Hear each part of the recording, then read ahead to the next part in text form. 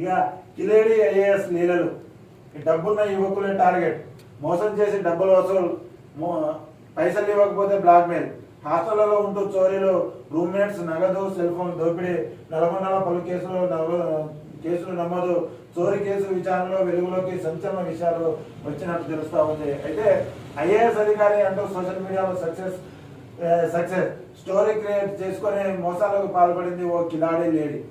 సంపన్న కుటుంబాలకు చెందిన యువకుల వల వేస్తూ వారిలో కొందరిని బ్లాక్మెయిల్ చేస్తూ డబ్బు కొల్లగొడుతున్న సదరు మహిళ ఆటగట్టించారు నల్గొండ జిల్లా పోలీసులు. కేసు విచారణలో ఆమె గతంలో పలు చోరీలకు కూడా పాల్పడినట్టు వెల్లడైంది.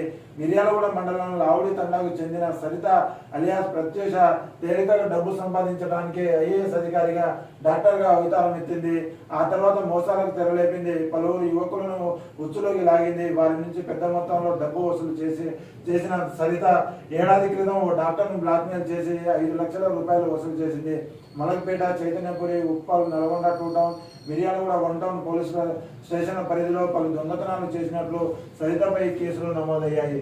మొత్తానికి అయితే చూస్తా ఉన్నాం, ఈ మధ్య లేడీస్ దాదాపుగా ఇలాంటి మోసాలకి పాల్పడుతున్నట్టు తెలుస్తూ ఉంది. ఇక గతంలో అయితే ఎవరైనా సరే లిఫ్ట్ అడిగి కార్లకు కానీ బైక్లకు కానీ రోడ్డు పైన లిఫ్ట్లు అడిగి వాళ్ళని బ్లాక్మెయిల్ చేసి వాళ్ళ దగ్గర నుంచి నగదు సెల్ ఫోన్లు దోపిడీ చేసిన న్యూస్ అయితే చూసాం మనం. దాని తర్వాత మ్యారేజ్ బ్యూరోతో వృద్ధులే లక్ష్యంగా తీసేసుకొని వాళ్ళపైన మేము సెకండ్ మ్యారేజ్ చేస్తామని చెప్పి వాళ్ళ దగ్గర నుంచి నగదు వసూలు చేసేసుకొని వెళ్ళిన కేసు కూడా నమోదైన విషయం అయితే మనం చూసుకున్నాం.